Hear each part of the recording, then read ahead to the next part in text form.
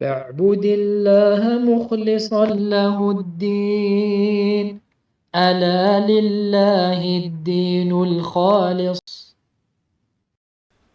إن الحمد لله نحمده ونستعينه ونستغفره ونعوذ بالله من شرور أنفسنا ومن سيئات أعمالنا. من يهده الله فلا مضل له ومن يضلل فلا هادي له، وأشهد أن لا إله إلا الله وحده لا شريك له، وأشهد أن محمدا عبده ورسوله صلى الله عليه وعلى آله وأصحابه وسلم. يا أيها الذين آمنوا اتقوا الله حق تقاته ولا تموتن إلا وأنتم مسلمون. يا أيها الناس اتقوا ربكم الذي خلقكم من نفس واحدة وخلق منها زوجها وبث منهما رجالا كثيرا ونساء، واتقوا الله الذي تساءلون به والأرحام إن الله كان عليكم رقيبا. يا أيها الذين آمنوا اتقوا الله وقولوا قولا سديدا يصلح لكم أعمالكم ويغفر لكم ذنوبكم، ومن يطع الله ورسوله فقد فاز فوزا عظيما. أما بعد، فإن أصدق الحديث كتاب الله، وخير الهدي هدي محمد صلى الله عليه وسلم، وشر الأمور محدثاتها وكل محدثة بدعة وكل بدعة ضلالة وكل ضلالة في النار. اللهم علمنا ما ينفعنا وانفعنا بما علمتنا وزدنا علما نافعا وعملا صالحا. فأحبتي الكرام، ما زال حديثنا موصولا في شرح رسالة هدى السلام في أصول الإسلام لشيخنا الفاضل صالح العصيمي حفظه الله تعالى ورعاه، ووصلنا إلى الأصل الأول وهو معرفة العبد ربه جل وعلا. أين الأخ القارئ؟ تفضل أخي. بسم الله الرحمن الرحيم.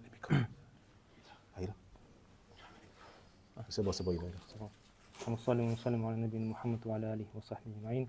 قال المصنف وفق الله: الأصل الأول معرفة العبد ربه، والواجب من معرفة ربي على كل أحد يرجع إلى 4 أصول. الأول معرفة وجود الله، فيؤمن بأن الله موجود لا عدم. والثاني معرفة ربوبيته، فيؤمن به ربا متفردا بنفسه المقدسة وأفعاله الكاملة. والثالث معرفة أسمائه الحسنى وصفاته العلى، فيؤمن بأسماء الله وصفاته التي أخبر الله بها عن نفسه أو أخبر بها عنه رسوله صلى الله عليه وسلم.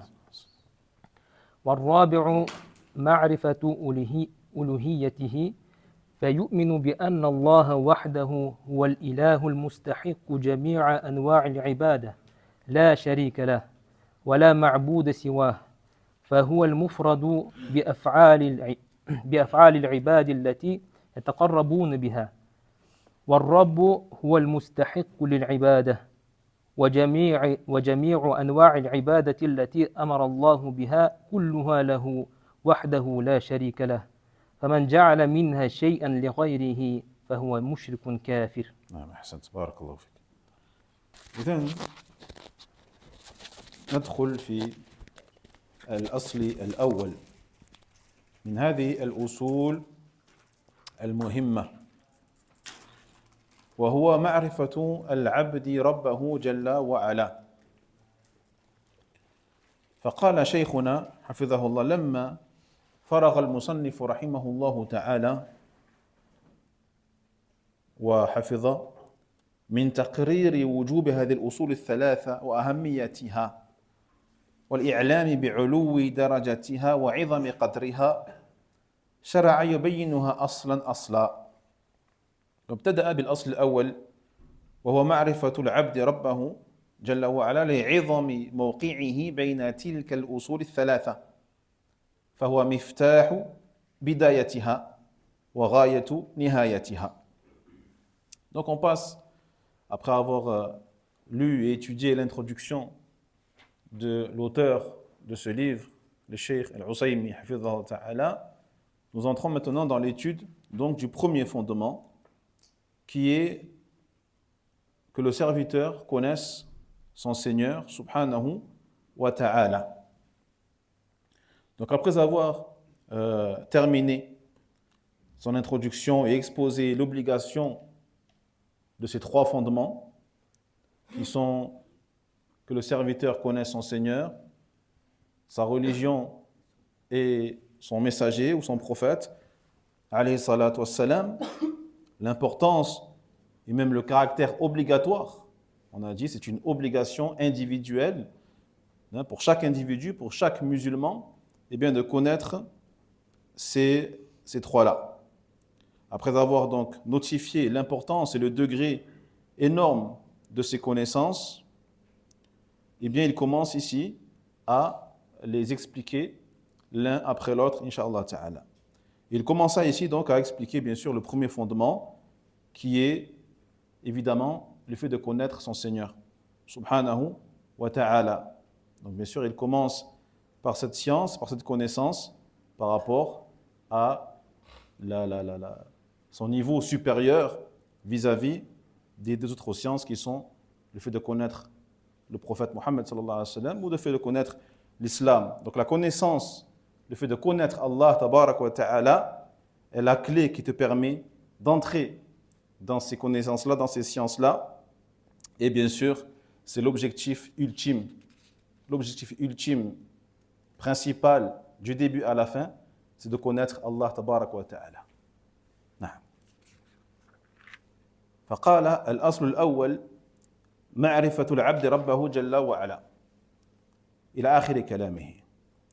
ثم بين المصنف رحمه الله وفق الواجب من معرفة الله على كل أحد لأن هذه المعارف الثلاث المذكورة من كل واحد منها قدر واجب ولا بد على كل أحد من العالمين والقدر الواجب منهن يجمع في أصول تضبط متفرقات. طيب. Donc, l'auteur, Hafidhahullah Ta'ala, Waffaqa, ici, va nous exposer donc l'obligation, le caractère obligatoire de connaître Allah Tabarak wa Ta'ala qui incombe à chaque individu. À chaque individu. Comme on a dit tout à l'heure, c'est une obligation individuelle. Comme on dit en arabe, Fardu Ayn.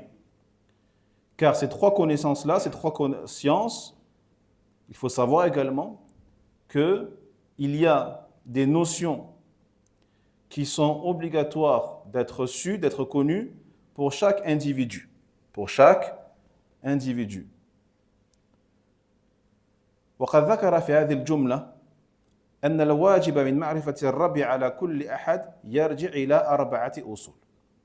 Donc les choses, donc quelles sont ces choses-là que chaque personne doit connaître par rapport à son Seigneur subhanahu wa ta'ala?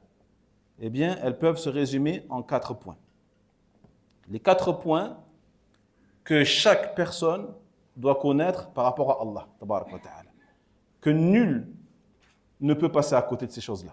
S'il veut vraiment connaître Allah tabarak wa ta'ala comme Allah lui a ordonné de faire, comme Allah lui a demandé de posséder, eh bien, il y a 4 sciences qu'il faut posséder. فقال الأول معرفة وجود الله. معرفة وجود الله تبارك وتعالى. فيؤمن بأن الله سبحانه وتعالى موجود ولا عدم. إذ ما تعلق به سبحانه وتعالى من ربوبية وألوهية وأسماء وصفات لا يمكن أن يكون متعلقا بعدم. لا يمكن أن تكون هذه الأشياء والربوبية والألوهية والأسماء والصفات متعلقة بالعدم. إذن لا بد أن تعرف أن الله موجود وأن تعتقد بوجود الله تبارك وتعالى. فإن العدم لا يوصف بها. العدم لا يوصف. العدم عدم.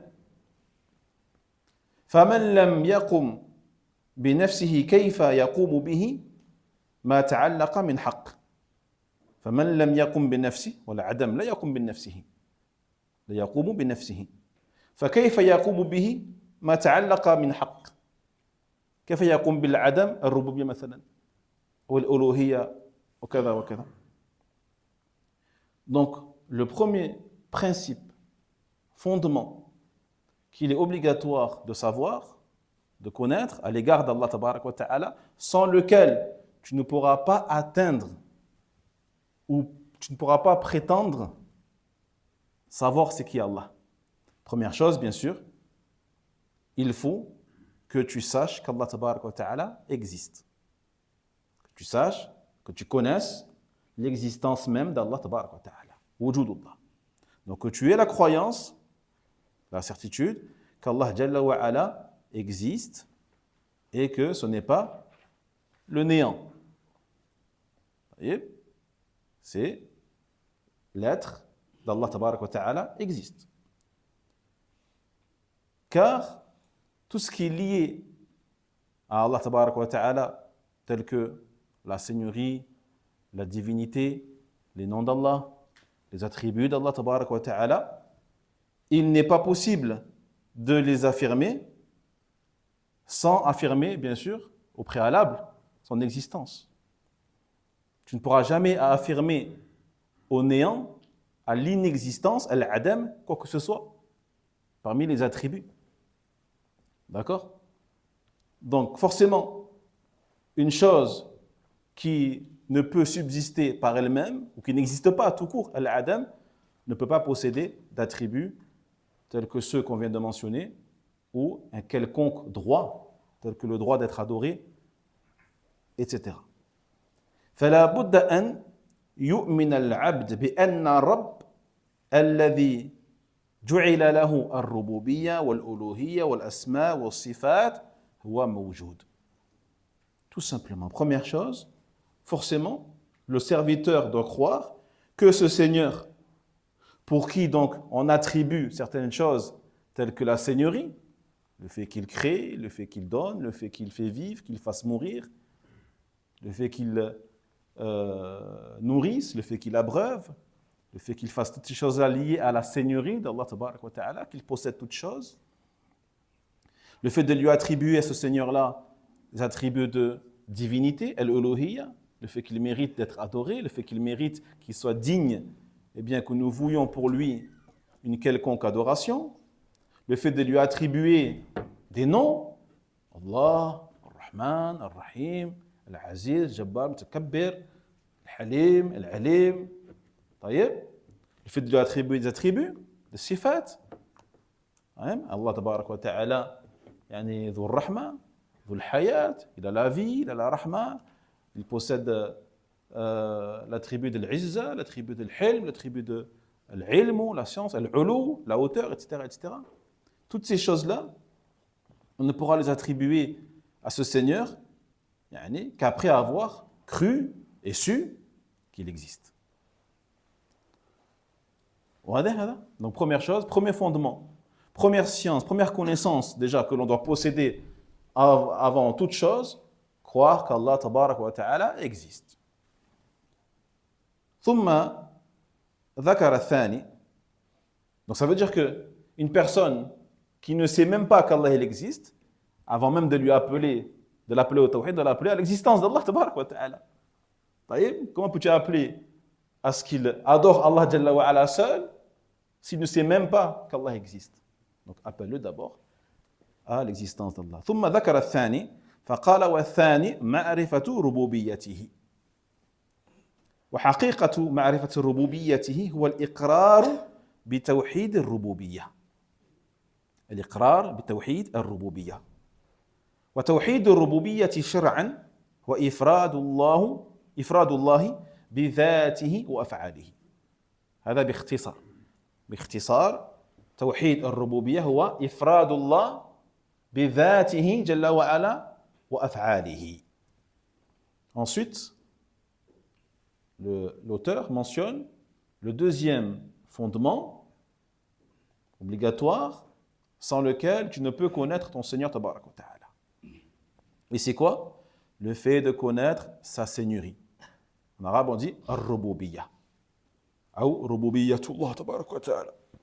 Donc la réalité de cette science, de cette connaissance élémentaire que tu dois posséder, ya muslim, concernant donc la seigneurie d'Allah tabaraka wa ta'ala, est de reconnaître le tawhid de la seigneurie. D'accord? Quand on parle de le fait de connaître sa seigneurie, c'est le fait de reconnaître, d'adhérer, d'accepter au monothéisme de la seigneurie, à l'unicisation de la seigneurie. Et ce monothéisme de la seigneurie, religieusement, consiste de manière résumée à uniciser Allah tabaraka wa ta'ala, à singulariser Allah subhanahu wa ta'ala dans son être. D'accord? Le fait de croire, reconnaître qu'Allah Jalla wa ala, il est unique, singulier de par son être. Laysa kamithlihi shay. Laysa kamithlihi shay. طيب. قل هو الله أحد الله الصمد لم يلد ولم يولد ولم يكن له كفوا أحد. Singulariser Allah Jalla wa ala dans son être, de par son être. Rien ne lui ressemble, il est unique de par son être. Et dans ses actes. Et dans ses actes. هذا هو توحيد الربوبية. Que tu unicies Allah Jalla wa ala de par son être, il est unique de par son être. Rien n'est équivalent, rien n'est égal, rien n'est comparable, même à Allah tabaraka wa ta'ala. Et de par ses actes. Nul ne fait ce qu'Allah tabaraka wa ta'ala fait. Nul n'est capable de faire ce qu'Allah Jalla wa ala fait. Le fait de donner la vie, encore une fois, donner la mort, de posséder toutes choses, créer, et ainsi de suite. هذا هو توحيد الربوبية. وتحقيق الإيمان بها في قوله فيؤمن به ربا متفردا بنفسه المقدسة وأفعاله الكاملة. فمدار توحيد الربوبية على الأمرين أو على أمرين. أحدهما إفراد الذات الإلهية فهو واحد لا يتعدد. فالله جل وعلا واحد لا يتعدد. والآخر إفراد الأفعال الإلهية كالخلق والإماتة والإحياء وإنزال المطر وغير ذلك. Donc la concrétisation, comment vas-tu concrétiser cette foi en ce tawhid, en ce monothéisme de la seigneurie? Eh bien, il dit le cheikh, hafidhahullah, le serviteur doit croire qu'Allah tabaraka wa ta'ala donc est un seigneur qui est singulier, mutafarrid, singulier, unicisé, unique par rapport à son être muqaddasa, donc parfait, dénué de toute imperfection, muqaddasa, wa fa'alil kamila, et de par ses actes également qui sont toujours parfaits et sages, complets et dénués de toute injustice ou imperfection. D'accord? Donc cela revient à dire que le tawhid de la seigneurie est axé sur ces deux choses-là qu'on a déjà mentionnées, qui sont donc la première, le fait que tu singularises Allah tabaraka wa ta'ala par rapport à son être divin. Son être divin.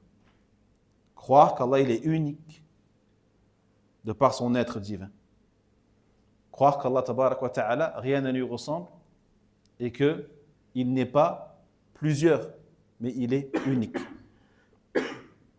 Et la deuxième chose, le fait de singulariser Allah tabaraka wa ta'ala de par ses actes. De par ses actes, bien sûr, des actes divins qui sont la création, donner la vie, donner la mort, faire tomber la pluie, enrichir, appauvrir, guérir, etc. etc. طيب. ثم ذكر الثالث فقال والثالث معرفة أسمائه الحسنى وصفاته العلى وحقيقة ذلك هو الإقرار بتوحيد الأسماء والصفات وهو شرعا إفراد الله بأسمائه الحسنى وصفاته العلى والأسماء جمع اسم الأسماء جمع اسم والاسم الإلهي شرعا ما دل على ذات الله مع كمال يتعلق بها والصفة جمع الصفة والصفة الإلهية ما دل على كمال يتعلق بذات الله تبارك وتعالى. Et puis le troisième fondement concernant la connaissance de son Seigneur subhanahu wa ta'ala, il dit les cheikh, hafidhahullah, le fait de connaître ses noms sublimes et ses attributs les plus hauts. Donc la réalité de cette science, c'est quoi? Eh bien que tu reconnaisses le tawhid, le monothéisme des noms et attributs d'Allah tabaraka wa ta'ala. Des noms et attributs d'Allah jalla wa ala. Donc religieusement, de manière résumée, que tu singularises Allah tabaraka wa ta'ala de par ses noms les plus sublimes et ses attributs les plus hauts.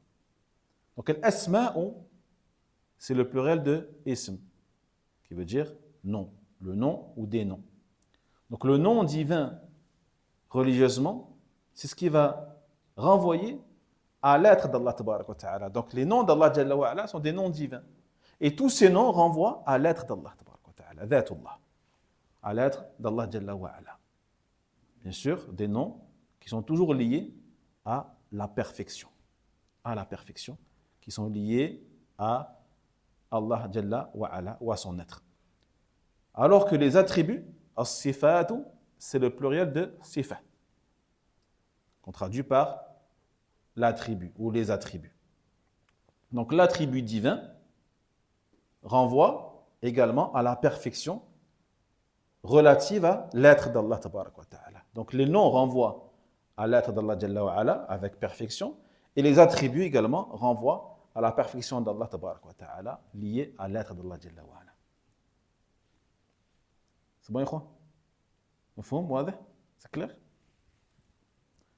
وتحقيق الإيمان بالأسماء الحسنى والصفات العلى هو المذكور في قوله فيؤمن بأسماء الله وصفاته التي أخبر الله بها عن نفسه أو أخبر بها عنه رسوله صلى الله عليه وسلم فيكون العبد مؤمنا بما جاء في خبر الوحي عن الله عز وجل وعن رسوله عليه الصلاة والسلام فيما يتعلق بأسماء الله وصفاته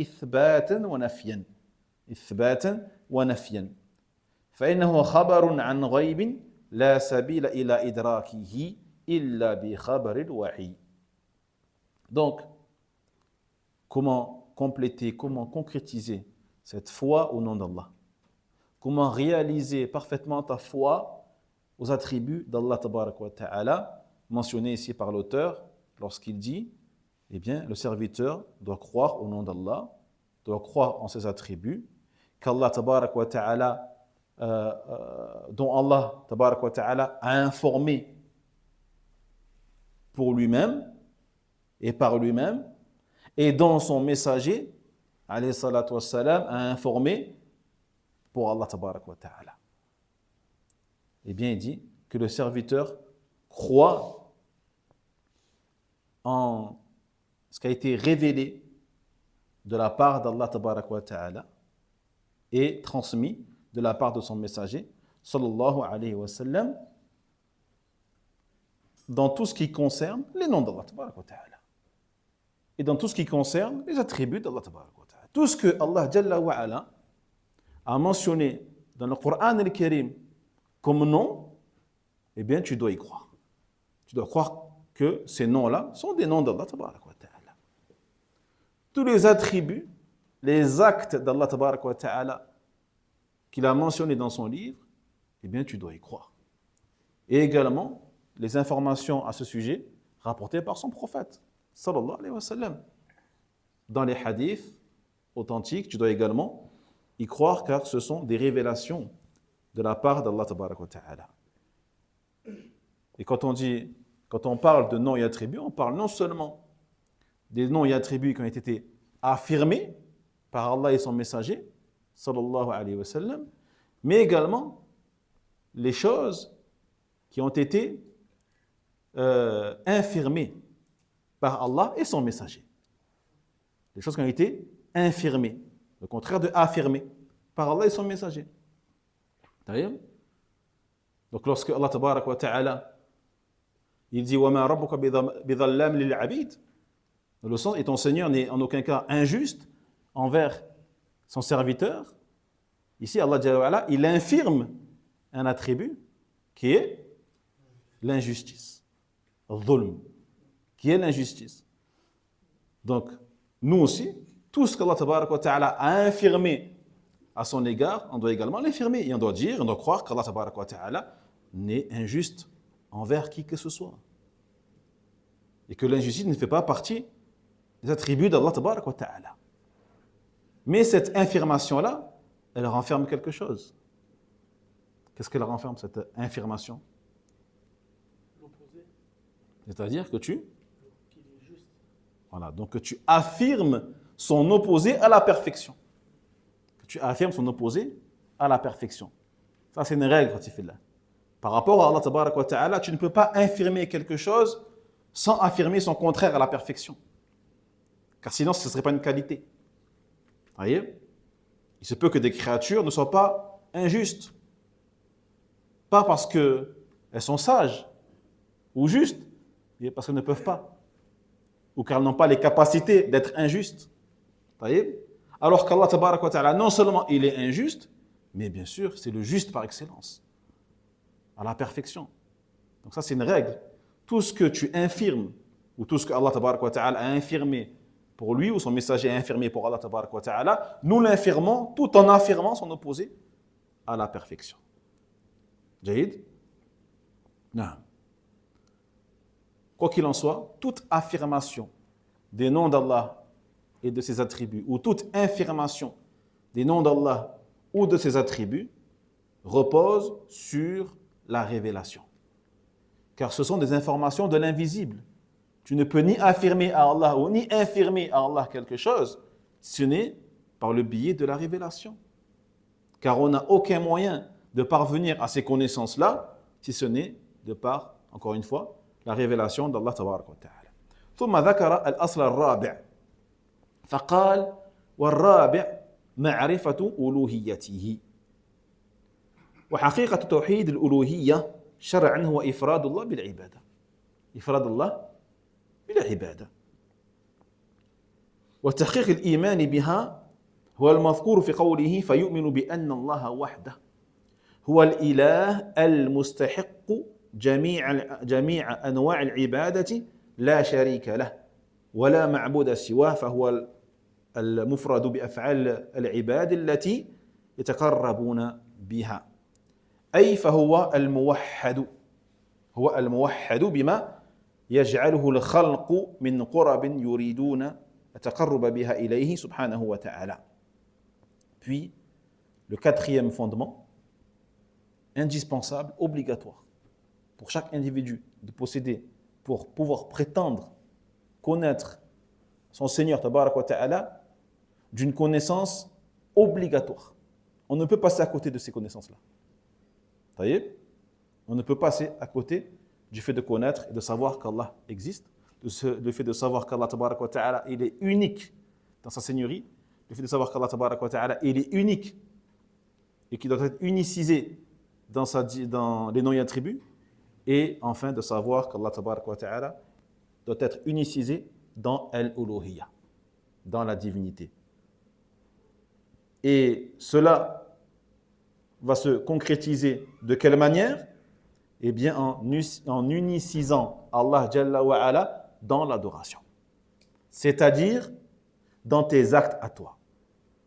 Dans les actes que tu vas faire, tes actes d'adoration que tu vas faire, tu dois ne les vouer qu'à ce Seigneur subhanahu wa ta'ala. À la différence du tawhid, de la seigneurie, qui concerne les actes d'Allah. Tu unicises Allah Jalla wa Ala dans ses actes à lui, dans la seigneurie, la création, etc.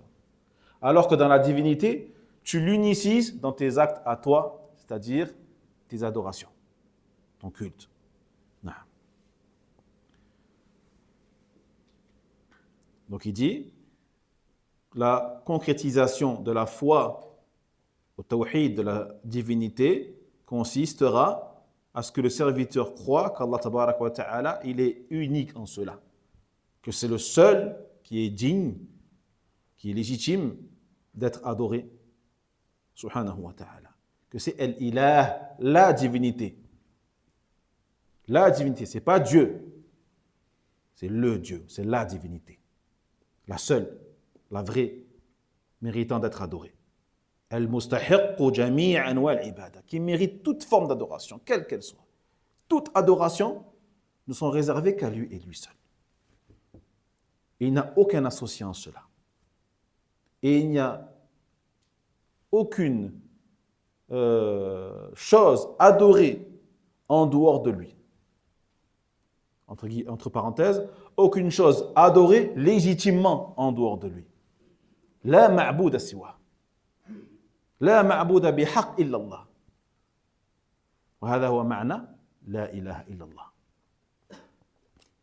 La ilaha illallah. Et ça, c'est le sens même de la parole du tawhid, qui est la ilaha illallah. Donc, lorsque tu veux expliquer, clarifier, exposer à quelqu'un ce que signifie la ilaha illallah, ne lui dis surtout pas qu'il n'y a pas de créateur sauf Allah, ou qu'il n'y a de Dieu que Dieu, ou qu'il n'y a de Seigneur qu'Allah, ou de créateur qu'Allah. هذا ليس معنى لا إله إلا الله. Car si le sens de la ilaha illallah avait été il n'y a de Dieu que Dieu, Abu Lahab serait musulman et aurait dit la ilaha illallah. Abu Jahl serait musulman et aurait dit la ilaha illallah. Taïb, Abu Talib serait musulman, aurait dit la ilaha illallah avant de mourir. Si ça avait été ça. Mais ils ne l'ont pas dit. Pourquoi ils ne l'ont pas dit? Car ils savaient pertinemment ce que signifiait la parole la ilaha illallah. Ils savaient ce que cela signifiait la ma'bouda bihaq illallah. Il n'y a aucun adoré légitimement digne d'être adoré sauf Allah tabarak wa ta'ala. Et s'ils l'avaient dit, ils auraient été contraints d'abandonner leur divinité, leur fausse divinité. Ils ne voulaient pas le faire. Par conséquent, ils ne l'ont pas dit. Bien qu'ils croyaient, qu'ils avaient la croyance, ces gens-là, ils avaient la croyance qu'Allah est le Créateur. Ils disaient Allah huwa al-Khaliq. Ils disaient Allah huwa al-Rabb. Ils avaient la croyance qu'Allah est le Seigneur, le Créateur. Celui qui donne vie, celui qui donne la mort. Ils croyaient en cela. Taïb, alhamdulillah. Donc, croire qu'Allah tabarak wa ta'ala est le seul qui est digne d'être adoré, c'est-à-dire le seul qui mérite qu'on lui voue une adoration, quelle qu'elle soit. Fahuwa al-mufrad. Donc, c'est celui qu'on va singulariser au niveau des actes du serviteur. Par rapport aux actes du serviteur par lesquels il va se rapprocher de lui. Donc, lorsque tu fais un acte pour te rapprocher de lui, tu es un adorateur d'Allah tabarak wa ta'ala et tu l'auras unicisé dans tes actes à toi.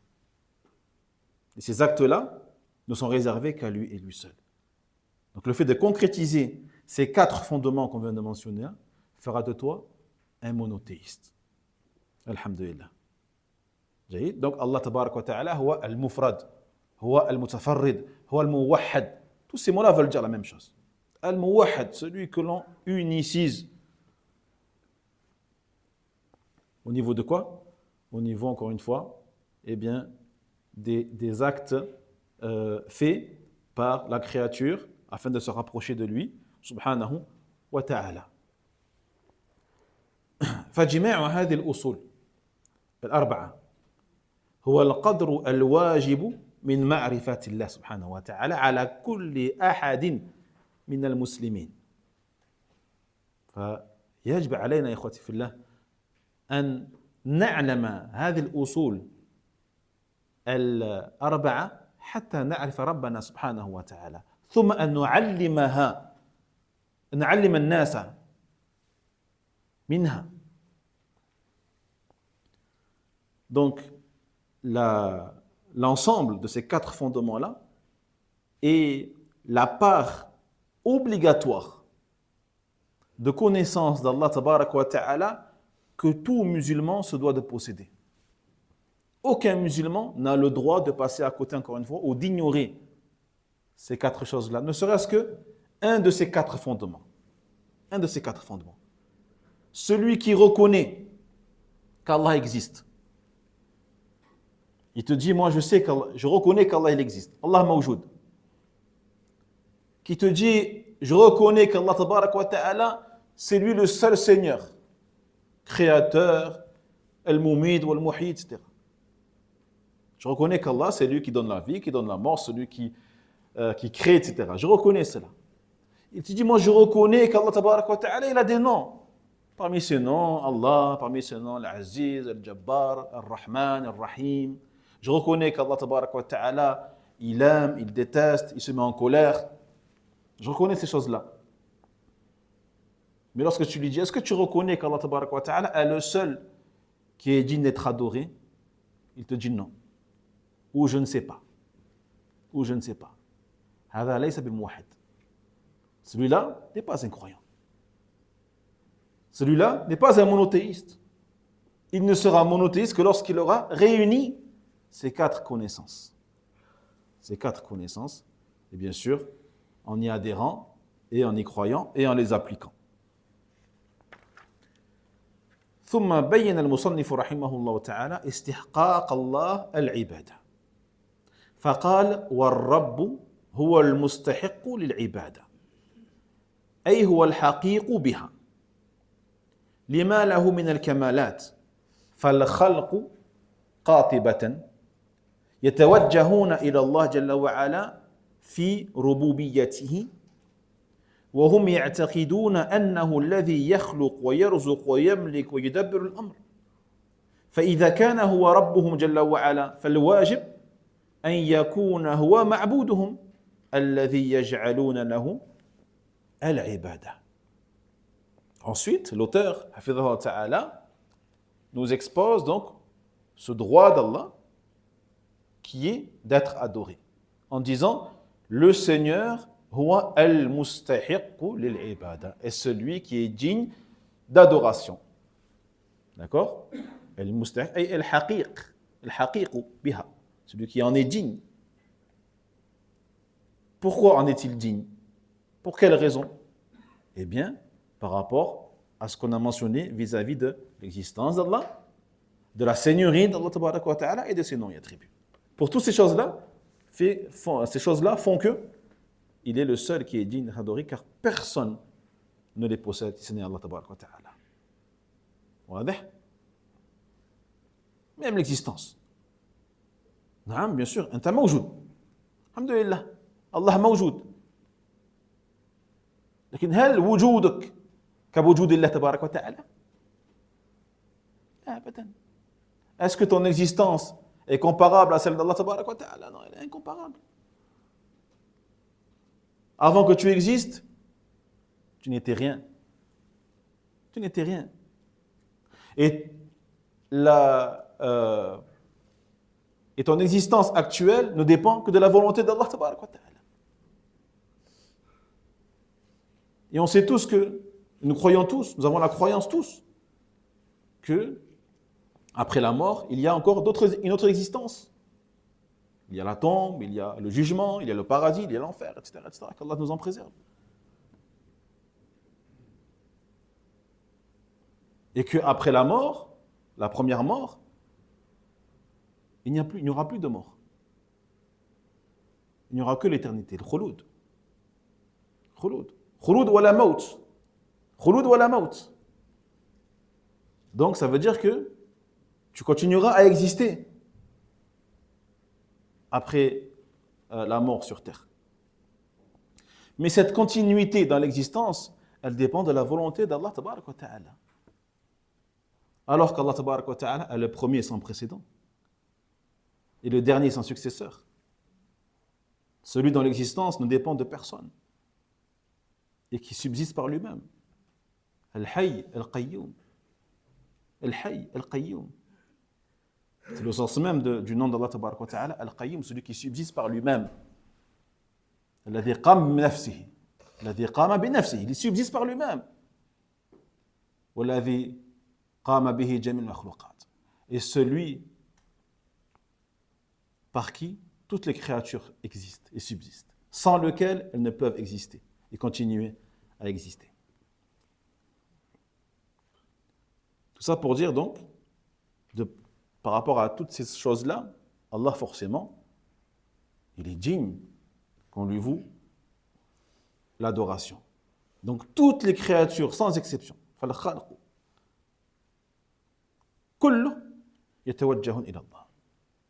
doivent se tourner vers Allah, doivent orienter leur visage vers Allah tabaraka wa ta'ala,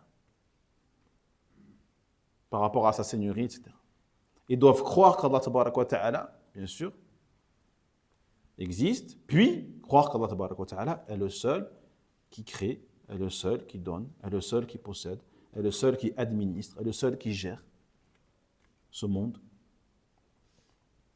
Donc à partir du moment où Allah tabaraka wa ta'ala est leur Seigneur, il était donc obligatoire de croire qu'Allah subhanahu wa ta'ala est celui qui est le seul digne d'être adoré et celui pour lequel toutes les créatures doivent lui vouer leurs adorations. وتقرير توحيد الربوبية هو أوسع أودية تقرير توحيد الألوهية في القرآن الكريم. فإن الله إذا ذكر ربوبيته في القرآن الكريم قرنها بالأمر بالعبادة للإعلام بالموجب لعبادته سبحانه، وهو أن من ملك الربوبية واتصف بها فهو الجدير بأن تكون له الألوهية. Et l'argumentaire que l'on vient de faire est présent énormément dans le Coran al-Karim. Dans beaucoup de versets, Allah Jalla wa Ala, justement, s'argumente de son tawhid au niveau de la seigneurie, au niveau de ses actes à lui, pour arriver à une conclusion et à un commandement ultime qui est vu que c'est moi qui suis le seul qui donne la vie, capable de donner la mort, capable de créer, capable de faire ceci et cela, parmi les actes sublimes et sages d'Allah tabaraka wa ta'ala, eh bien, forcément, je suis aussi le seul qui est digne d'être adoré. Cet argumentaire-là, on le retrouve énormément dans le Coran al-Karim. Mais seuls ceux qui méditent en ont connaissance sur les versets d'Allah tabaraka wa ta'ala. Comme dit les chers ici, le monothéisme dans la seigneurie est un des arguments les plus forts et les plus fréquents pour indiquer l'obligation du tawhid dans la divinité ou dans l'adoration. Allah tabaraka wa ta'ala, lorsqu'il a mentionné sa seigneurie dans le Coran al-Karim, eh bien, il l'unit, il le lie, il le relie à son ordre d'être adoré seul, sans associé. نعم. ثم ذكر المصنف رحمه الله وحفظه أن جميع أنواع العبادة التي أمر الله بها كلها له وحده لا شريك له، وهذا تصديق ما تقدم من توحيد الألوهية، فإن من تحقق قلبه بتوحيد الألوهية لم يجعل شيئا من العبادات لغير الله تبارك وتعالى. Ensuite, l'auteur, حفظه الله, mentionne le fait que donc toute adoration, toutes les formes d'adoration qui peut exister et qu'Allah tabaraka wa ta'ala a ordonné d'accomplir, eh bien, lui sont réservées et lui appartiennent. Elles appartiennent à personne d'autre qu'Allah subhanahu wa ta'ala. Il n'a aucun associé dans cela. Comment on se caractérise l'adoration et une répétition de l'adoration? Non. Ça se caractérise par la prière, le jeûne, ou c'est plus vaste? C'est la prière, le jeûne, sont des exemples d'adoration. Mais comment définir l'adoration elle-même? Pour justement donner une définition qui englobe toutes ces adorations. À quel moment nous saurons que l'acte que nous faisons est une adoration? Lorsqu'il est voué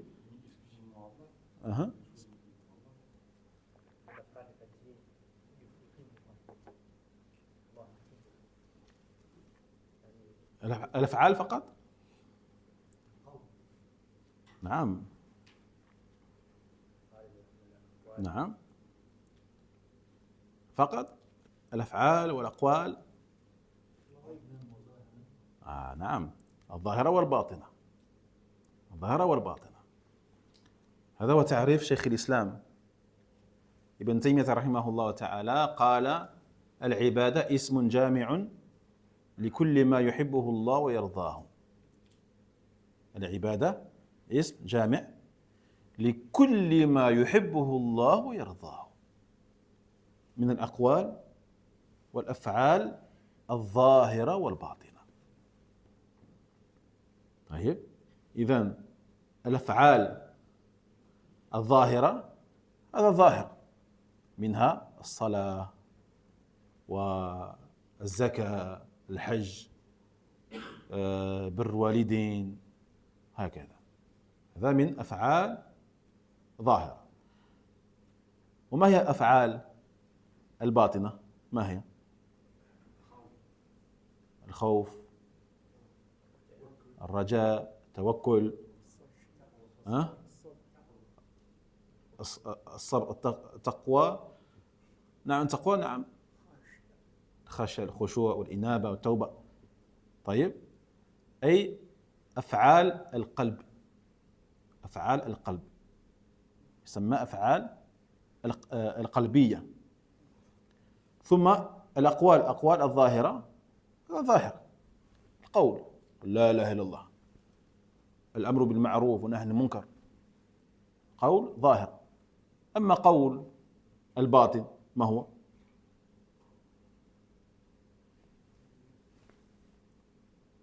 قول الباطن قول القلب، لأن القلب له قول، التصديق، المعرفة، هذا قول قلبي. طيب. Donc, qu'est-ce que l'adoration? Eh bien, on a l'une des meilleures définitions qui a été donnée par le cheikh de l'islam, Ibn Taymiyyah rahimahullah ta'ala, qui a dit l'adoration est un nom qui englobe tout ce qu'Allah tabarak wa ta'ala aime et agrée. L'adoration, donc le mot, le terme adoration va englober tout ce que Allah Jalla wa ala il aime et agrée, parmi les actes et les paroles apparents et inapparents. Donc on a donné en arabe quelques exemples d'actes apparents, assez clair, évident, la prière, le pèlerinage, l'acquittement de la zakat, la bonté envers les parents et autres. Puis on a les actes inapparents, qui sont les actes du cœur. D'accord? Donc les actes inapparents, ce qui est visé par ce terme-là, c'est les actes du cœur, car le cœur commet des actes.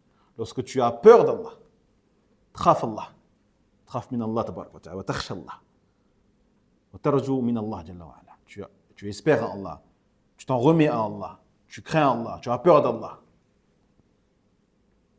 Tout cela sont des actes, mais pas des actes des membres, des actes du cœur. Ça se passe dans le cœur, tout se passe dans le cœur. At-tawakkul ala Allah se passe dans le cœur. Donc c'est une adoration qui n'est réservée qu'à Allah tabarak wa ta'ala. C'est pour cela que les ulama disent que at-tawakkul n'est réservé qu'à Allah. Ce sentiment-là de t'en remettre à quelqu'un n'est réservé qu'à Allah jalla wa ala. Tu ne peux pas t'en remettre dans ton cœur à une créature. Hada shirk billah tabarak wa ta'ala. Ensuite, les paroles. Donc, les paroles apparentes, le fait de prononcer une bonne parole qu'Allah il aime.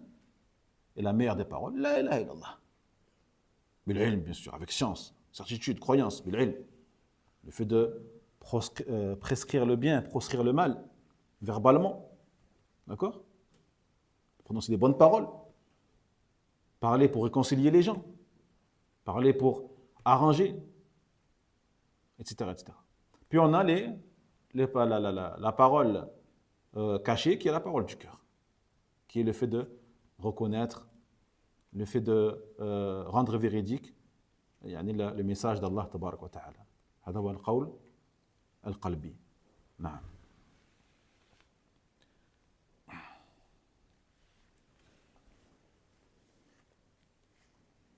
أين نحن؟ طيب. Donc, il poursuit en disant que toutes les formes d'adoration qu'Allah Jalla wa Ala a ordonnées ne sont réservées qu'à Allah tabarak wa ta'ala seul, et il n'a aucun associé en cela. Donc ça, c'est avoir la croyance de tout ce que l'on a mentionné par rapport à la divinité, la divinité d'Allah tabarak wa ta'ala. Donc, celui ou celle dont le cœur a réalisé cela, cela signifie que elle ne voue aucune adoration à autre que Allah subhanahu wa ta'ala, quel que soit le type d'adoration. Quel que soit le type d'adoration. Que ce soit une parole de la langue ou du cœur, ou un acte des membres, ou un acte du cœur. Qu'Allah il aime et agrée. ثم ذكر المصنف رحمه الله تعالى أن من جعل من العبادة شيئا لغير الله فهو مشرك كافر لأن العبادة حق لله تبارك وتعالى والله جل وعلا لا يقبل الشركة في حقه قال الله عز وجل وأن المساجد لله فلا تدعوا مع الله أحدا فبين أن جميع أنواع التعظيم والإجلال والعبادة تكون له آمرا بذلك ونهى عن جعل شيء منها لغيره فقال فلا تدعوا فهذا من سياق النهي ويدل على التحريم فلا تدعوا مع الله أحدا وقوله أحدا نكرة في سياق النهي تفيد العموم فلا يجعل شيء من العبادة لغير الله تبارك وتعالى كائنا من كان لا ملك مقرب ولا نبي مرسل. Puis l'auteur, hafidhahullah ta'ala, a mentionné ici en disant que celui qui voue une adoration ou l'adoration à autre qu'Allah tabarak wa ta'ala est un associateur incroyant. Kafir, un incroyant, associateur. Donc celui qui va vouer les formes d'adoration qu'on a mentionnées tout à l'heure à autre qu'Allah Jalla wa Ala, هذا هو مشرك كافر. Car l'adoration est un droit exclusif d'Allah tabarak wa ta'ala et Allah n'accepte pas cette forme-là d'association ou toute association, quelle qu'elle soit, à son égard. Dans le sens, Allah tabarak wa ta'ala, dans la sourate Al-Jinn, il dit, et certes, les mosquées ou les membres sur lesquels on se prosterne appartiennent à Allah tabarak wa ta'ala. فَلَا تَدْعُوا مَعَ اللَّهِ أَحَدًا. N'adorez donc avec Allah personne. N'invoquez personne, n'adorez personne avec Allah tabarak wa ta'ala. Donc on comprend à travers ce simple verset de la sourate Al-Jinn que toute adoration, toute forme de glorification, d'adoration n'appartiennent qu'à lui et lui seul. Car c'est lui qui a ordonné cela. Car c'est lui qui a interdit le fait de vouer ces choses-là à autre que lui subhanahu wa ta'ala lorsqu'il a dit « Fala tad'u » et n'invoquer et n'adorer personne avec Allah tabarak wa ta'ala. Le terme en arabe ici, « ahadan », on dit qu'il est « nakira ». Il est dans la forme indéterminée. « Ahadan ». Qu'est-ce qui prouve qu'il est indéterminé ici?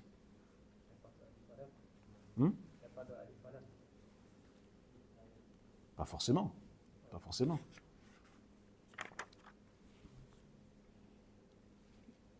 Pas forcément. Masajidullah. Il n'y a pas d'alif lam, pourtant il est déterminé. Hein? C'est pour ça. Donc ici, c'est pas ça. Ahadan. Tanwin. Fathatan. Les deux fatha, c'est ça l'un des indicateurs du fait que ce mot-là, il est indéterminé. Ahadan. Donc, on peut utiliser, comme ici il le fait le cheikh, utiliser la grammaire arabe pour prouver qu'Allah tabarak wa ta'ala, il ordonne ici d'être unicisé dans l'adoration. Car dans la langue arabe, lorsque tu a une interdiction, ici on a une interdiction, فَلَا تَدْعُوا. C'est une interdiction. Et qui est suivi par un mot qui est dans la forme indéterminée, ahadan, hadha tufidu al-umum. Cela nous enseigne, enfin nous indique que l'interdiction, elle est générale. Elle est générale. Elle englobe tout sans exception. Tout sans exception. Il n'y a aucune exception. Toute adoration ne peut être vouée à autre que Allah tabaraka wa ta'ala. Quel que soit cet être-là, en dehors d'Allah. Même un ange rapproché d'Allah tabaraka wa ta'ala n'est pas digne d'être adoré.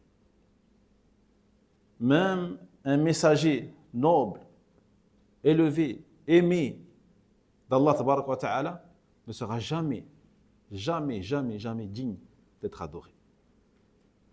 Car Allah dit فَلَا تَدْعُوا مَعَ اللَّهِ أَحَدًا.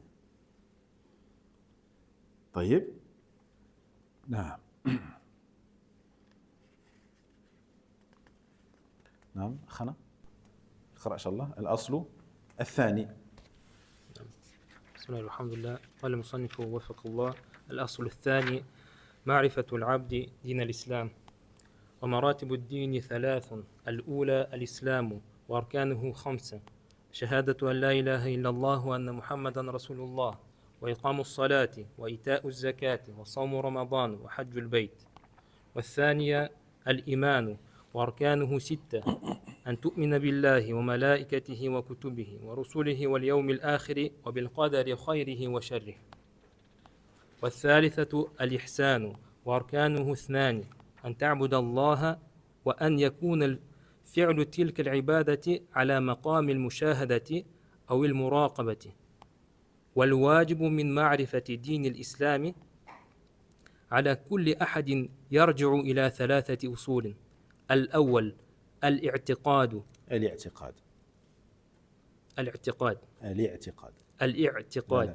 ما في همزة، يا بعد همزة، لا تقول الاعتقاد. والواجب فيه كونه مطابقا للحق في نفسه بموافقة الشرع. وجماعه أركان الإيمان 6: المتقدمة وتوابعها من أصول الاعتقاد. والثاني الفعل، والواجب فيه موافقة حركات العبد الاختيارية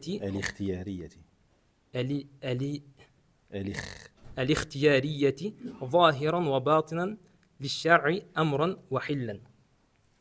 وفعل العبد قسمان: أحدهما فعله مع ربه، وجماعه شرائع الإسلام اللازمة له، كالعلم بالصلاة والصيام والزكاة والحج، وتوابعها من الشروط والأركان والواجبات والمبطلات. والآخر فعله مع الخلق، وجماعه أحكام المعاشرة والمعاملة مع الخلق كافة. والثالث الترك، والواجب فيه موافقة الاجتناب مرضاة الله. موافقة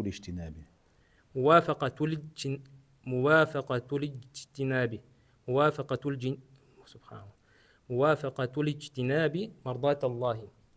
وجماعه المحرمات 5 التي اتفقت عليها أديان الأنبياء والرسل جميعا، وهي الفواحش والإثم والبغي بغير الحق والشرك والقول على الله بغير علم وما يرجع إليها ويتصل بها. أحسنت، بارك الله فيك. إذن قال الشارح وفقه الله: لما فرغ المصنف حفظه الله من بيان الأصل الأول من الأصول 3 المتعلقة بالمعارف 3 التي تدور عليها عبادة الله، أتبعه بالأصل الثاني فقال: الأصل الثاني معرفة العبد دين الإسلام. Donc, après que l'auteur hafidhahullah ta'ala wa waffaqah, et clôturer l'exposé du premier fondement parmi les 3 fondements relatifs aux 3 connaissances élémentaires autour desquelles tourne l'adoration d'Allah tabaraka wa ta'ala. Il le fait suivre ici par le deuxième fondement, qui est, comme il dit, le deuxième fondement, le fait que le serviteur connaisse la religion de l'islam. Connaisse la religion de l'islam. ثم بين مراتب الدين فقال ومراتب الدين 3. المرتبة الأولى الإسلام، والمرتبة الثانية الإيمان، والمرتبة الثالثة الإحسان. طيب. Donc, si tu veux connaître ce qu'est l'islam, tu dois savoir cela. Tu dois savoir que la religion possède 3 niveaux. Le premier de ce niveau-là est l'islam. Le deuxième est la foi, l'iman. Et le troisième est l'ihsan. Et on va expliquer, Inch'Allah ta'ala, chaque l'ihsan surtout. والفرق بينها أن المرتبة الأولى وهي الإسلام تتعلق بالأعمال الظاهرة. والمرتبة الثانية وهي الإيمان تتعلق بالاعتقادات الباطنة. والمرتبة الثالثة وهي الإحسان تتعلق بإتقان الأفعال الظاهرة والاعتقادات الباطنة. Donc les différences entre ces 3 niveaux, en dehors de leur nom, il dit le cheikh. Le premier niveau, qu'on a nommé l'islam, d'accord, c'est le niveau qui est relatif aux actes apparents. Al-a'mal al-zahira. Le deuxième niveau, qu'on a appelé l'iman, la foi, ce dernier est relié aux croyances inapparentes. Donc une croyance est une chose qui est inapparente, qui est visible à l'œil nu, la croyance. Alors que le troisième niveau, qu'on a appelé l'ihsan, et vous comprendrez pourquoi on l'appelle comme ça, elle est liée justement au perfectionnement, à la complétisation de ces actes apparents et de ces croyances inapparentes. C'est ça l'ihsan. Le fait que tu aies atteint le degré ultime, parfait, complet de cet islam et de ce iman, cette foi-là. Qui, comme on a dit encore une fois, sont les actes apparents pour l'islam et les croyances inapparentes pour l'iman, la foi. طيب. ثم شرع يذكر أركان كل مرتبة فقال وأركانه يعني الإسلام وهي المرتبة الأولى 5. فالركن الأول شهادة أن لا إله إلا الله وأن محمدا رسول الله عليه الصلاة والسلام. فشهادة التي هي ركن من أركان الإسلام هي الشهادة لله بالعبادة ولمحمد صلى الله عليه وسلم بالرسالة. Donc, l'auteur par la suite a commencé à mentionner les piliers de chaque niveau. On a vu les 3 niveaux et chaque niveau a des piliers. Lorsqu'il dit wa arkanuhu et ses piliers, c'est-à-dire les piliers de l'islam, d'accord, khamsa, sont au nombre de 5. Le premier pilier, il dit l'attestation la ilaha illallah, qu'il n'y a aucune divinité digne d'être adorée sauf Allah et que Muhammad est le messager d'Allah alayhi salatu wassalam. Ça c'est le premier pilier du premier niveau. D'accord? Premier pilier, premier niveau. Donc, attester cela. Attester cela, نعم. فالركن ما هو الركن؟ في اللغة الركن هو أحد الجوانب التي يستند إليها. أحد الجوانب التي يستند إليها ويقوم بها فركن الشيء جانبه الأقوى. أما في الاصطلاح فهو الداخل في حقيقة الشيء المحقق لما هيئته، أي أنه جزء من مفهومها. هذا هو الفرق بين الركن والشرط. طيب. Donc avant qu'on continue, il faut quand même connaître ce que veut dire un rukn, un pilier. Car ce sont des termes conventionnels utilisés par nos savants, les étudiants et tous ceux qui étudient, alhamdulillah, ont déjà entendu et lu ces termes-là. Donc on se doit de les connaître et de les comprendre. Donc on a expliqué tout à l'heure ce qu'était un asl. Qui nous rappelle c'est quoi un asl? Une fondation, une base sur laquelle on va construire quelque chose et bâtir quelque chose ou mettre dessus quelque chose. هذا هو الأصل. Donc le pilier, qu'est-ce que c'est?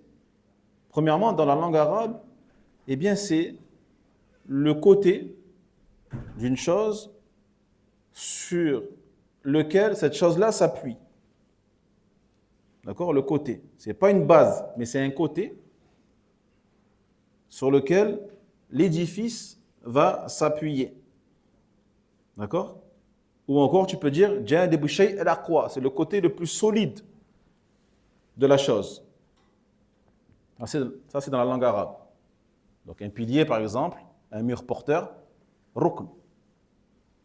Dans la langue arabe, c'est un rukn. D'accord?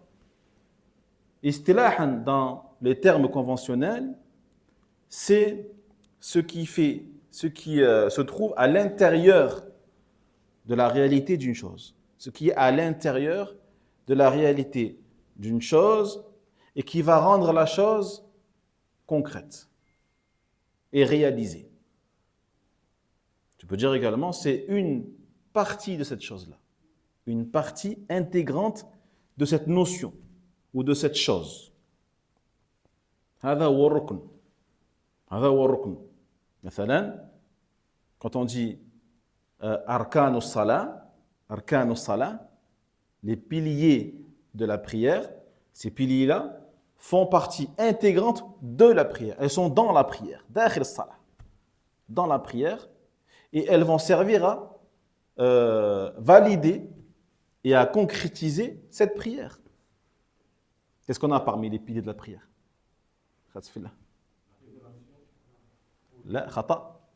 Est-ce que la qibla fait partie intégrante de la prière? Oui et non. Non. Al-qiyam ma'a al-qudra. Al-qiyam ma'a al-qudra. Le fait de se tenir debout, avec la capacité bien sûr, est un pilier de la prière. Pourquoi? Parce que, eh bien, elle fait partie intégrante de la prière. Et elle sert à rendre la prière valide. نعم قراءة الفاتحة, la lecture de Surat al-Fatiha, la prosternation, الركوع, l'inclinaison, الأخير, le dernier tashahhud, الأخير, نعم. D'accord? نعم. Alors que la condition, elle, الشرط, la différence entre la condition et le pilier, c'est quoi? Voilà, elle est extérieure. Elle est extérieure à l'acte, à la chose, alors que le pilier, lui, il est intérieur à l'acte. Donc, le wudu, tahara, la purification, c'est une chose qui est indispensable pour que ta prière soit valide, mais elle est extérieure à l'acte. Quand tu dois faire le wudu, te purifier avant de rentrer dans la prière. Hein? On n'a pas le temps, on n'a pas le temps. والركن الثاني إقام الصلاة. الصلاة التي إقامتها ركن من أركان الإسلام هي الصلوات الخمس المفروضة في اليوم والليلة. Puis le deuxième pilier de l'islam, c'est l'accomplissement de la prière. Donc la prière, son accomplissement est un des piliers de l'islam. Et quand on parle de la prière ici, on ne parle pas de n'importe quelle prière. On parle de quelle prière? Obligatoire? Salat al-Eid. C'est un pilier de l'islam ou pas? Pourtant, elle est obligatoire, Salat al-Eid. Merci. As-salawat al-khams. D'accord? On parle des 5 prières quotidiennes et nocturnes. C'est bon? Alhamdulillah. والركن الثالث إيتاء الزكاة. والزكاة التي إيتاؤها ركن من أركان الإسلام هي الزكاة المفروضة في الأموال المقدرة. فلا يدخل في هذا الركن مثلا زكاة الفطر. لا يدخل فيه. هذا الركن إنما هو يعني زكاة المال المفروضة. Puis le troisième pilier, l'acquittement de la zakat. D'accord? Mais ici, on parle de la zakat obligatoire sur les biens qui sont concernés par cette zakat. Naam? Zakat al-mal. طيب? Donc lorsque tu entends الركن الثالث من أركان الإسلام إيتاء الزكاة, ne rentre pas dedans zakat al-fitr. Bien qu'elle soit, pour beaucoup de juristes, obligatoire. Obligatoire. Jaïd. Et malgré son statut obligatoire, elle n'est pas concernée, elle n'est pas ce pilier-là de l'islam. والركن الرابع صوم رمضان. وصوم رمضان الذي هو ركن من أركان الإسلام هو صوم شهر رمضان في كل سنة. Quatrième pilier de l'islam, le jeûne du mois de Ramadan. D'accord? Le jeûne du mois de Ramadan, chaque année. Donc n'entre pas dedans d'autres jeûnes obligatoires, ou qui peuvent être obligatoires, tels que le jeûne de l'expiation ou le jeûne de l'engagement pieux, etc., qui sont malgré leur caractère obligatoire, ne sont pas concernés par ce pilier-là, qui est le quatrième pilier de l'islam. وركن الخامس حج البيت. وحج البيت الذي هو ركن من أركان الإسلام هو حج بيت الله الحرام مرة واحدة في العمر. Et puis enfin le cinquième pilier, qui est le pèlerinage de la maison, c'est-à-dire la maison sacrée d'Allah Tabarak wa Ta'ala, au minimum une fois dans sa vie. وما زاد عن هذه الأقدار المذكورة في حدود أركان الإسلام فلا يعد ركنا. وما زاد عن هذه الأشياء الخمسة لا يعد ركنا ولو عد واجبا ولو كان واجبا. فمثلا من الزكاة الواجبة زكاة الفطر، وهي ليست من جملة الزكاة التي هي ركن الإسلام. D'accord? Donc comme j'ai dit il y a quelques minutes, donc tout ce qui ne rentre pas dans les 5 piliers de l'islam qu'on vient de mentionner de manière précise et spécifique ne seront pas considérés comme étant des piliers. Tu ne peux pas dire que zakat al-fitr c'est un pilier de l'islam. Même si elle est obligatoire. Même si elle est obligatoire. On ne parle pas du côté obligatoire ou pas. On parle du côté de l'appellation. Est-ce qu'elles entrent dans l'appellation pilier rukn de l'islam ou pas? Donc il dit les cheikh, par exemple, fait partie des zakats obligatoires, zakat al-fitr, à la fin du mois de Ramadan. Eh bien, zakat al-fitr, malgré son statut obligatoire, ne fait pas partie de ce pilier-là, qui est ita'u al-zakat.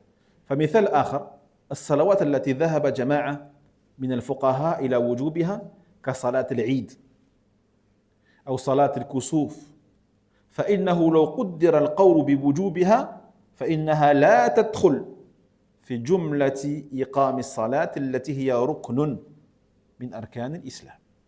Autre exemple, parmi les prières que certains juristes ont ou considèrent qu'elles sont obligatoires, telles que Salat al-Eid. Il n'y a pas consensus, mais beaucoup de savants considèrent qu'elle est obligatoire. Jaïd. Ou Salat al-Kusuf, la prière de l'éclipse. Certains savants considèrent qu'elle est obligatoire. Malgré leur statut obligatoire pour certains, eh bien, elle n'entre pas non plus dans le pilier de l'islam qui est Iqamu as-Salah, l'accomplissement de la prière. Car ce qui est considéré comme un pilier de l'islam, ce sont les 5 prières uniquement. واضح؟ ثم ذكر المرتبة الثانية وهي الإيمان وبين أركانه فقال وأركانه 6. فالركن الأول نعم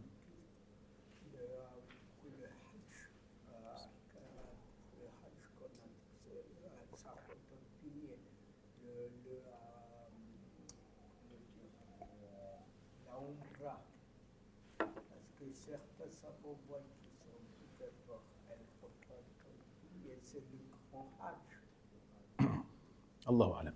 Bonne question. Bonne question. On va essayer de voir Inch'Allah Ta'ala et peut-être après le Maghreb, vous aurez la réponse Inch'Allah. Donc,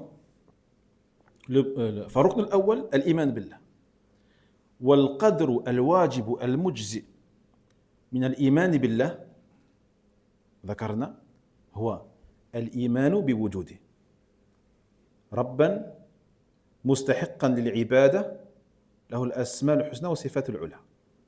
طيب. Ensuite, l'auteur, وفقه الله, a mentionné donc le deuxième niveau, qui est l'iman, la foi, qui est l'iman. Et il a exposé ses piliers, en disant, les piliers de la foi sont au nombre de 6. Il dit, le premier pilier, c'est la foi en Allah.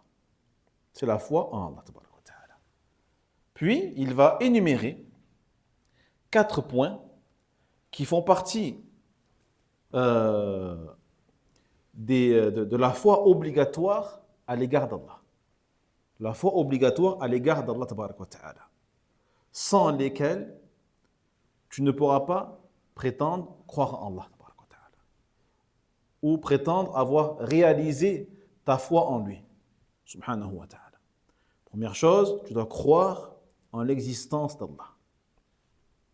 Croire en l'existence d'Allah. Deuxième chose, croire qu'il est le Seigneur ultime, unique, absolu. Troisième chose, croire qu'il est digne d'adoration et qu'il est le seul qu'il est. Quatrième chose, croire qu'il possède les noms les plus sublimes et les attributs les plus hauts. Taïeb. Donc ces 4 choses-là, on les a mentionnées tout à l'heure lorsqu'on a parlé du tawhid. D'accord? De la connaissance d'Allah tabaraka wa ta'ala obligatoire, qu'il est fait de savoir, connaître qu'Allah Jalla wa Ala, il existe, qu'Allah il est unique dans sa seigneurie, qu'Allah il est unique dans ses noms et attributs, et donc il est unique dans l'adoration des serviteurs pour lui. Donc ça rentre également dans la foi en Allah. Si tu veux concrétiser ta foi en lui, tu dois avoir foi en ces 4 choses-là, obligatoirement. والركن الثاني الإيمان بالملائكة. الإيمان بالملائكة والقدر الواجب المجزي من الإيمان بالملائكة أولا هو الإيمان بأنهم خلق من خلق الله. إن الملائكة خلق من خلق الله تبارك وتعالى. ثانيا وأن منهم من ينزل بالوحي على أنبياء الله. نعم. Puis, il dit le deuxième pilier de l'islam, de la foi, pardon, le fait d'avoir foi aux anges, de croire aux anges. Comment vas-tu concrétiser clairement ta foi aux anges? D'accord? Eh bien, premièrement, croire que les anges sont une création d'Allah, des créatures d'Allah. Premièrement.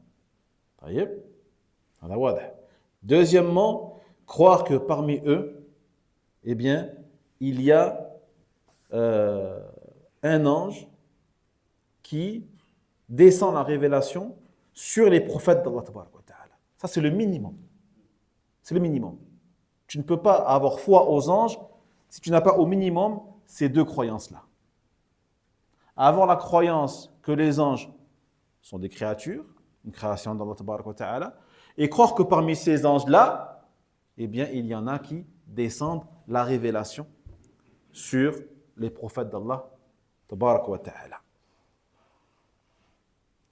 والركن الثالث الإيمان بالكتب الإيمان بالكتب والقدر الواجب المجزئ من الإيمان بالكتب هو الإيمان بأن الله جل وعلا أنزل على من شاء من أنبيائه كتبا هي كلامه. ثانيا ليحكموا بين الناس فيما اختلفوا فيه وأنها كلها منسوخة بالقرآن الكريم. Troisième pilier de la foi, à avoir foi au livre. Et on va énumérer encore les points indispensables pour concrétiser ta foi au livre d'Allah tabaraka wa ta'ala. Premier point, croire qu'Allah tabaraka wa ta'ala a descendu sur qui il a voulu parmi ses prophètes des livres. Et que ces livres-là renferment sa parole. Et que ces livres-là renferment la parole d'Allah tabaraka wa ta'ala. Donc première chose, croire qu'Allah a descendu des livres sur des prophètes qu'il a choisis et que ces livres-là contiennent la parole d'Allah tabaraka wa ta'ala. C'est bon, on croit? Deuxième chose, croire qu'Allah tabaraka wa ta'ala a descendu sa parole afin que les prophètes, les messagers, alayhimu salatu wassalam, eh bien, jugent entre les gens dans ce sur quoi ils ont divergé. Vous voyez? Allah Jalla wa Ala donc a descendu ces livres-là sur ses prophètes afin que ces prophètes-là, eh bien, jugent entre les gens à travers la parole d'Allah tabaraka wa ta'ala ou par la parole d'Allah. Et troisièmement, croire que tous les livres descendus par Allah tabaraka wa ta'ala ont été abrogés par le dernier qui est le Coran al-Karim. D'accord? Le dernier et non des moindres qui est le Coran al-Karim. C'est les 3 points indispensables, obligatoires. Tant que tu n'as pas ces 3 points-là, tu ne peux pas prétendre croire au livre. Abadan. C'est bon, ikhwa? والركن الرابع الإيمان بالرسل والقدر الواجب المجزئ من الإيمان بالرسل أولا هو الإيمان بأن الله أرسل إلى الناس رسلا منهم أي من الناس وثانيا ليأمروهم بعبادة الله وثالثا وأن خاتمهم هو محمد صلى الله عليه وسلم. Puis le quatrième pilier de la foi au messager. La foi au messager. Et également, on a des points sans lesquels on ne peut avoir foi au messager. Premier point, croire qu'Allah tabaraka wa ta'ala a envoyé au peuple, d'accord, aux humains, aux gens, des messagers issus d'eux-mêmes. Des messagers issus de ces peuples. Allah Jalla wa Ala les a envoyés à eux. Première chose. Deuxième chose, il les a envoyés pour qu'ils leur donnent l'ordre d'adorer Allah tabaraka wa ta'ala seul. C'est la deuxième des choses. Le message, l'essence du message de tous les messagers d'Allah tabaraka wa ta'ala, alayhi salatu wassalam, c'est quoi? La ilaha illallah. Le fait de concrétiser la parole du tawhid, bien sûr en la prononçant, en y adhérant, en l'acceptant et en mettant en pratique, autrement dit, en adorant Allah tabaraka wa ta'ala et Allah seul. Troisièmement, croire que le dernier, le sceau des prophètes, alayhi salatu wassalam, c'est Muhammad ibn Abdullah, ibn Abdul Muttalib. C'est cette personne-là, issue de la tribu de Quraysh, qui s'appelle Muhammad ibn Abdullah, le fils d'Abdullah, alayhi salatu wassalam. Donc, tant que tu n'auras pas foi en ces 3 choses-là, tu n'auras pas foi au messager. Tu n'auras pas foi au messager. Même si tu le dis. Même si tu dis, Ana u'minu bir rusul. Je crois au messager. Tant que tu n'as pas compris cela, su cela, adhéré à cela, tu n'as pas foi au messager. Même si tu le dis. Et tu le prétends. وركن الخامس الإيمان باليوم الآخر ولقد المجزئ الواجب من الإيمان باليوم الآخر هو الإيمان بأن الله جل وعلا يبعث الخلق في يوم عظيم وهو يوم القيامة ثانيا لمجازاتهم فمن أحسن فله الحسنى وهي الجنة ومن أساء فله ما عمل وجزاؤه النار والعياذ بالله. Puis le cinquième pilier de l'imanu, avoir foi au jour dernier. Avoir foi au jour dernier. فالقدر الواجب المجزئ. Et donc les deux choses ici qui sont indispensables pour avoir foi à ce jour, au jour dernier, c'est quoi? Avoir foi, premièrement, qu'Allah Jalla wa Ala fera revivre les créatures après leur mort ce jour-là, qui sera un jour grandiose, un jour énorme, immense, qui est le jour de la résurrection, Yawm al-Qiyamah. Donc, si tu ne crois pas qu'Allah ressuscitera les morts, tu ne peux pas dire moi je crois au jour dernier ou je crois en l'au-delà, non. Deuxième chose, tu dois croire qu'Allah tabaraka wa ta'ala les ressuscitera pour les juger et pour les rétribuer selon ce qu'ils ont fait. Ceux qui auront bien agi, ils auront la bonne récompense et la meilleure des récompenses qui est Al-Jannah. Et ceux qui auront fait du mal et mal agi, eh bien ils auront ce qu'ils mériteront et leur rétribution sera le feu de l'enfer. واضح؟ نعم. هذا هو اليوم الآخر. واليوم الآخر هو يوم القيامة. هذا اليوم الذي يبعث الناس فيه للحساب والجزاء. وسمي بذلك لأنه لا يوم بعده. سمي باليوم الآخر لأنه لا يوم بعده. حيث يستخر أهل الجنة في منازلهم وأهل النار في منازلهم. Donc pourquoi on l'appelle le jour dernier ce jour-là? Eh bien, donc c'est le jour où les gens en hadith seront ressuscités pour être jugés, pour être rétribués, récompensés ou au contraire punis. Il a été appelé comme cela car il n'y a aucun jour après cela. Il n'y a plus aucun jour après ce jour-là. Après cela, il n'y aura que éternité. Les gens du paradis seront au paradis et les gens de l'enfer seront en enfer. Il n'y aura plus aucune étape après cela, plus aucun jour. C'est pour ça qu'on appelle ce jour-là يوم اليوم الآخر. والركن السادس الإيمان بالقدر خيره وشره. القدر الواجب المجزئ من الإيمان بالقدر والإيمان بأن الله جل وعلا قدر كل شيء من خير أو شر أزلا وأنه لا يكون شيء إلا بمشيئته وخلقه.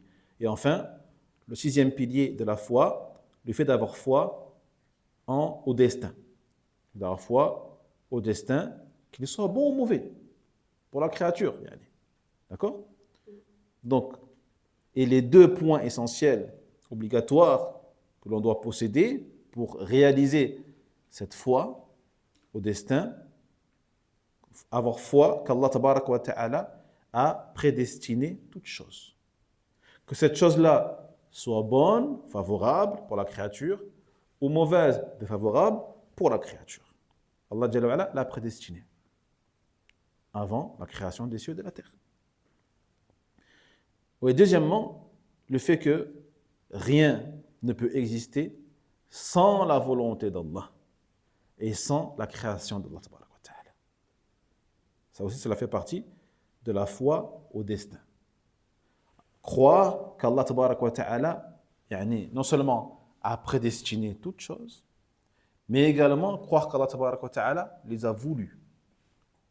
Rien ne peut exister sans qu'Allah ne l'ait voulu. L'obéissance comme la désobéissance.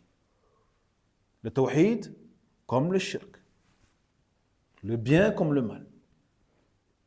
Personne ne peut faire du mal sans qu'Allah ne l'ait laissé faire. Donc si Allah l'a laissé faire, c'est qu'Allah il a voulu. Ça ne veut pas dire qu'Allah il aime, attention. Allah n'aime pas le mal. Allah n'aime pas le péché. Allah n'aime pas la désobéissance ou le shirk. Allah il déteste, au contraire. Mais le fait qu'Allah Jalla wa Ala ait laissé faire ces créatures, ces choses-là, c'est que cela rentre également dans la volonté d'Allah Tabaraka wa Ta'ala. Car si Allah l'avait voulu, elle n'aurait jamais fait ces choses-là. Voilà. Et croire que Allah a créé toute chose. A créé toute chose. Tout ce qui existe dans ce monde, dans cet univers, c'est une création d'Allah Tabaraka wa Ta'ala. Tu ne peux pas attribuer la création de ces choses-là à autre qu'Allah Tabaraka wa Ta'ala. Que ce soit les actes de la créature. L'acte de la créature est créé par Allah. Du moment où l'acte existe, c'est qu'elle a été créée. Qui l'a créé? C'est Allah. C'est toi qui l'as faite, na'am. Elle a été créée par Allah Tabaraka wa Ta'ala. La parole que tu prononces, c'est toi qui la prononces. Mais du moment où elle est prononcée, c'est qu'elle a été créée. Et le créateur, c'est Allah Tabaraka wa Ta'ala. واضح؟ نعم. فهذه الأقدار المذكورة هي الأقدار الواجبة المجزئة من الإيمان بكل ركن من الأركان، فلا يتحقق إسلام العبد إلا بمعرفة هذه الأقدار المجزئة. فلو قدر مثلا أن أحدا ينتسب إلى الإسلام يزعم أن النبوة لم تختم وأنه سيأتي أنبياء فإن إسلامه يكون باطلا، لأن الإيمان بالرسل يتوقف على إيمان العبد بأن خاتم أولئك الرسل هو محمد صلى الله عليه وسلم وأنه لا نبي بعده. Et pour finir, Inch'Allah Ta'ala, donc tous les points qu'on vient de citer, pour chaque pilier, il faut les connaître. Il faut les connaître. Et il faut essayer de les mémoriser. Et de les intégrer. Et de les assimiler. Car ce sont, on a dit encore une fois, le minimum obligatoire à savoir, à connaître pour justement concrétiser ce iman, cette foi-là en ces 6 piliers. Donc il dit le cheikh, c'est pour ça que l'islam du serviteur n'existera pas tant qu'il ne connaîtra pas ces différents points-là, au minimum. Après le reste, c'est bien sûr, c'est recommandé fortement. Il faut approfondir ses connaissances de ces piliers, de cette foi-là, ces 6 piliers. Mais le minimum que tu dois posséder pour, encore une fois, être un croyant, faire en sorte que ton islam soit concret, d'accord, et valide, eh bien, c'est minimum ces choses-là. Si, par exemple, on imagine qu'une personne s'affilie à l'islam, dit, moi, je suis un musulman, etc., etc., mais elle prétend que la prophétie n'est pas encore clôturée. Elle prétend qu'il se peut qu'il y ait un prophète après Muhammad sallallahu alayhi wa sallam et qu'il viendra après lui d'autres prophètes. Eh bien, son islam, il est batil. Son islam est invalide et n'est pas accepté et rejeté par Allah tabaraka wa ta'ala. Pourquoi? Car il n'a pas honoré un de ces points qui est le fait de croire que le prophète Muhammad sallallahu alayhi wa sallam est le dernier des prophètes. Khatam al-Anbiya. Khatam al-Anbiya. Car, comme nous disions tout à l'heure, la foi au messager, eh bien, elle dépend de la foi du serviteur, consistant à croire qu'il est le sceau, encore une fois, de ces messagers et qu'il n'y a aucun prophète après lui, sallallahu alayhi wa alihi wa sallam. نكتفي بهذا إن شاء الله تعالى ونواصل هذه الدروس بعد صلاة المغرب بإذن الله عز وجل. فنسأل الله جل وعلا أن يحيينا على التوحيد والسنة ومفارقة الشرك والبدعة والعلم عند الله. آخر دعوانا أن الحمد لله رب العالمين وصلى الله وسلم على نبينا محمد وعلى آله وصحبه أجمعين. بارك الله فيكم.